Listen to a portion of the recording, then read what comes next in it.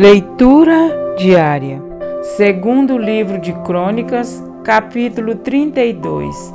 A ameaça de Senaqueribe contra Judá. Depois de tudo o que Ezequias fez com tanta fidelidade, Senaqueribe, rei da Assíria, invadiu Judá e sitiou as cidades fortificadas para conquistá-las. Quando Ezequias viu que Senaqueribe pretendia guerrear contra Jerusalém, consultou os seus oficiais e os comandantes do exército sobre a ideia de mandar fechar a passagem de água das fontes do lado de fora da cidade, e eles concordaram. Assim, ajuntaram-se muitos homens e fecharam todas as fontes e o riacho que atravessava a região. Eles diziam: por que deixar que os reis da Assíria venham e encontrem toda essa água? Depois, com grande empenho, reparou todos os trechos quebrados do muro e construiu torres sobre ele. Construiu outro muro do lado de fora do primeiro e reforçou o Milo da cidade de Davi. E mandou trazer também muitas lanças e muitos escudos. Nomeou sobre o povo oficiais militares e os reuniu na praça, junto à porta da cidade, animando-os com estas palavras: sejam fortes e corajosos, não tenham medo nem desanimem por causa do rei da Assíria e do seu enorme exército, pois conosco está um poder maior do que o que está com ele. Com ele está somente o poder humano, mas conosco está o Senhor, o nosso Deus, para nos ajudar e para travar as nossas batalhas. E o povo ganhou confiança com o que disse Ezequias, rei de Judá. Mais tarde, quando Senaqueribe, rei da Assíria, e todas as suas forças estavam sitiando Laques, mandou oficiais a Jerusalém com a seguinte mensagem a Ezequias e a todo o povo de Judá que morava lá: assim diz Senaqueribe, rei da Assíria, em que vocês baseiam a sua confiança para permanecerem cercados em Jerusalém? Quando Ezequias diz: o Senhor, o nosso Deus, nos salvará das mãos do rei da Assíria, ele os está enganando para deixá-los morrer de fome e de sede. Mas não foi o próprio Ezequias que retirou os altares desse Deus, dizendo a Judá e a Jerusalém: vocês devem adorar diante de um só altar e sobre ele queimar incenso? Vocês não sabem o que eu e os meus antepassados fizemos a todos os povos das outras terras? Acaso alguma vez os deuses daquelas nações conseguiram livrar das minhas mãos a terra deles? De todos os deuses das nações que os meus antepassados destruíram, qual deles conseguiu salvar o seu povo de mim? Como então o Deus de vocês poderá livrá-los das minhas mãos? Portanto, não deixem Ezequias enganá-los ou iludi-los dessa maneira. Não acreditem nele, pois nenhum Deus de qualquer nação ou reino jamais conseguiu livrar o seu povo das minhas mãos ou das mãos dos meus antepassados. Muito menos o Deus de vocês conseguirá livrá-los das minhas mãos. Os oficiais de Senaqueribe desafiaram ainda mais a Deus, o Senhor, e ao seu servo Ezequias. Senaqueribe também escreveu cartas insultando o Senhor, o Deus de Israel, e o desafiando. Assim como os deuses dos povos das outras terras não livraram o povo deles das minhas mãos, também o Deus de Ezequias não livrará o seu povo das minhas mãos. Então os oficiais gritaram na língua dos judeus ao povo de Jerusalém que estava sobre o muro, para assustá-lo e amedrontá-lo, com o intuito de conquistarem a cidade. Referiram-se ao Deus de Jerusalém como falavam dos deuses dos outros povos da terra, que não passam de obra das mãos dos homens. Por tudo isso, o rei Ezequias e o profeta Isaías, filho de Amós, clamaram em oração aos céus, e o Senhor enviou um anjo que matou todos os homens de combate e todos os líderes e oficiais no acampamento do rei assírio, de forma que este se retirou envergonhado para sua terra. E certo dia, ao adentrar o templo de seu Deus, alguns dos seus filhos o mataram à espada.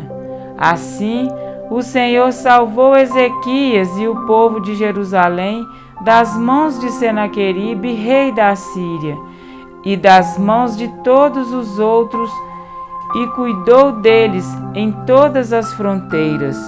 Muitos trouxeram a Jerusalém ofertas para o Senhor e presentes valiosos para Ezequias, rei de Judá. Daquela ocasião em diante, ele foi muito respeitado por todas as nações. O orgulho e a morte de Ezequias. Naquele tempo, Ezequias ficou doente e quase morreu. Ele orou ao Senhor, que lhe respondeu dando-lhe um sinal miraculoso. Mas Ezequias tornou-se orgulhoso e não correspondeu à bondade com que foi tratado. Por isso, a ira do Senhor veio sobre ele, sobre Judá e sobre Jerusalém. Então Ezequias humilhou-se, reconhecendo seu orgulho, como também o povo de Jerusalém. Por isso, a ira do Senhor não veio sobre eles durante o reinado de Ezequias. Possuía Ezequias muitíssimas riquezas e glória. Construiu depósito para guardar prata, ouro, pedras preciosas, especiarias, escudos e todo tipo de objetos de valor.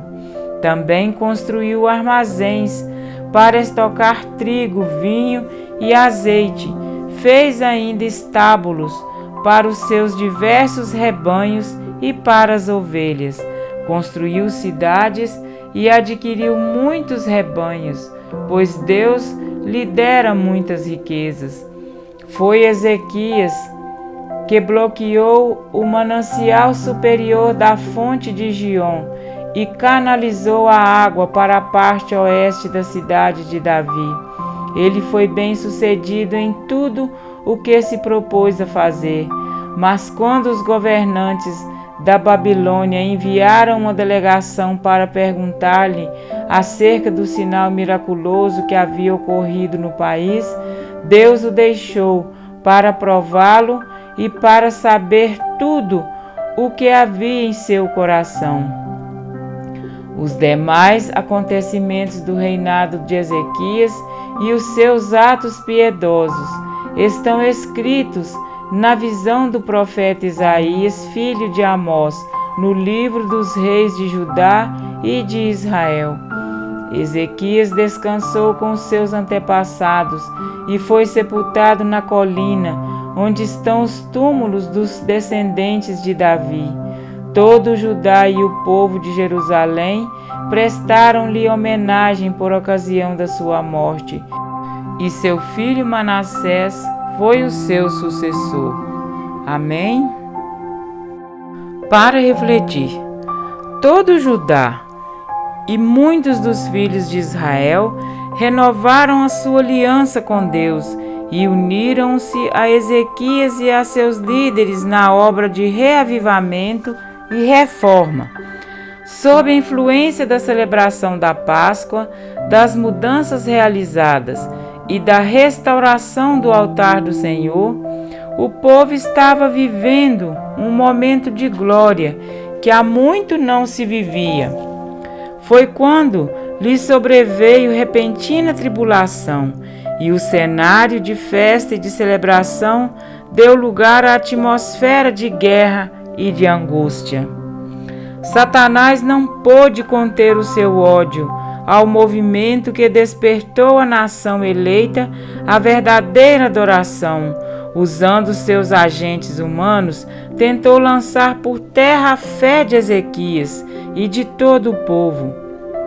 Senaqueribe e seus subordinados cercaram as cidades fortificadas de Judá, intentando pelejar contra Jerusalém, e comparando o Deus de Israel aos deuses dos povos da terra, obras das mãos dos homens.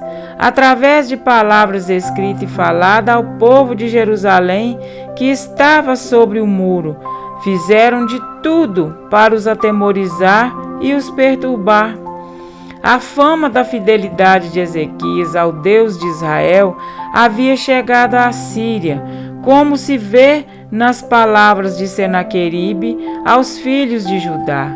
Não é Ezequias o mesmo que tirou os seus altos e os seus altares e falou a Judá e a Jerusalém, dizendo: diante de apenas um altar vos prostrareis, e sobre ele queimareis incenso? Mas o rei ímpio não contava com a unidade estabelecida entre Ezequias, os líderes e o povo. Quando o rei propôs uma estratégia para bloquear o abastecimento de água para os exércitos inimigos, eles o ajudaram. Muito povo se ajuntou. Ezequias cobrou ânimo e lhes falou ao coração, dizendo: sede fortes e corajosos, não temais, nem vos assusteis, porque há conosco maior do que o que está com ele. Com ele está o braço de carne, mas conosco o Senhor nosso Deus, para nos ajudar e guerrear nossa guerra. Unido ao profeta Isaías, Ezequias orou ao Senhor, e ele enviou um anjo que destruiu todo o exército inimigo e cobriu de vexame a Senaqueribe, que foi morto por seus próprios filhos. Mesmo diante de uma grande reforma espiritual, de uma vitória sobrenatural e de uma cura milagrosa, Ezequias não correspondeu aos benefícios que lhe foram feitos, pois o seu coração se exaltou. Isso nos revela o perigo de baixar a guarda da vigilância do coração.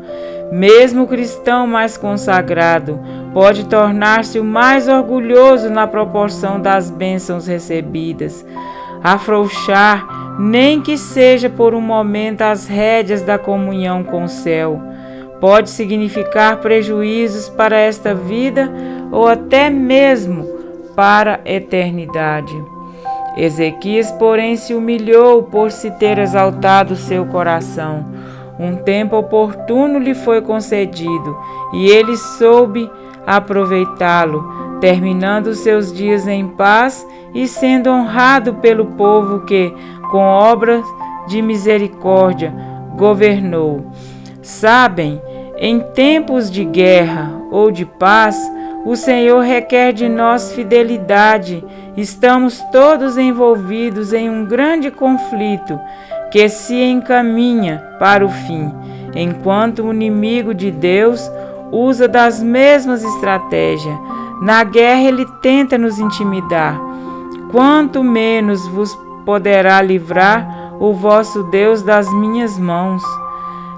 Na paz e na prosperidade ele nos tenta a pensar mais nas conquistas do que no Senhor das conquistas. Que nas batalhas dessa vida, quando o inimigo ameaça nos destruir, tenhamos a firme convicção de que conosco está o Senhor nosso Deus, para nos ajudar e para guerrear nossas guerras, e que em tempos de bonança em que Satanás busca envaidecer o nosso coração, nos humilhemos perante a face de Deus, reconhecendo-o como nosso Senhor e mantenedor. Estejamos, pois, unânimes, fortalecendo-nos uns aos outros nesta lida diária. Amém?